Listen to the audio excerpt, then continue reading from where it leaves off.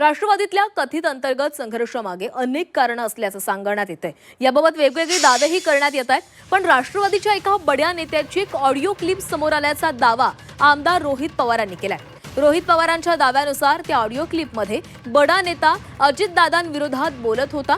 ही audio clip Sunetra पवारांनीही ऐकल्याचा दावा रोहित पवारांनी केलाय। अशा प्रकारची कोणतीही ऑडिओ क्लिप नसल्याचा दावा राष्ट्रवादीने केलाय।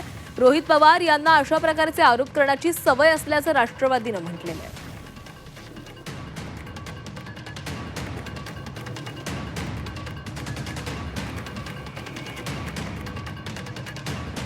तर चर्चा असते।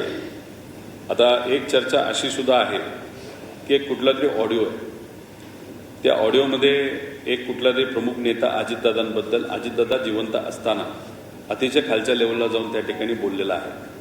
आणि हा ऑडिओ जो आहे, जो आम्ही ऐकण्यात आहे, तो कदाचित सुनेत्रा काकींनी सुद्धा आणि पार्थने सुद्धा तो ऐकलेला आहे।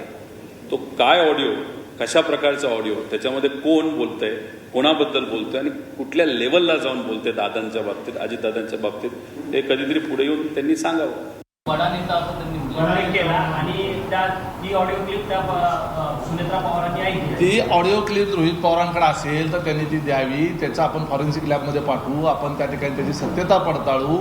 आजकाल तुमच्या माझ्या आवाजामध्ये सहज 2000 रुपयाचं सबस्क्रिप्शन ते आर्टिफिशियल इंटेलिजन्सचं चॅट जीपीटीचं घेतलं की तुमचा माझा आवाज सुद्धा ॲज इट इज काढता येतो। त्यामुळे असल्या आजच्या काळात तरी किमान कुठल्या तरी ऑडिओ क्लिपवर आधारित आपल्यासारख्या जबाबदार पत्रकारांनी त्याच्यावर एवढा प्रश्न विचारावा आणि तो राष्ट्रीय मुद्दा करावा, राज्य मुद्दा करावा असं मला वाटत नाही। रोहित पवारांना बालिश मुद्दे उपस्थित करायची सवय लागलेली आहे, त्यामुळे त्यांनी काय मुद्दा उपस्थित केला आहे ऑडिओ क्लिपचा ते काय मी तर काय पाहिलं नाही।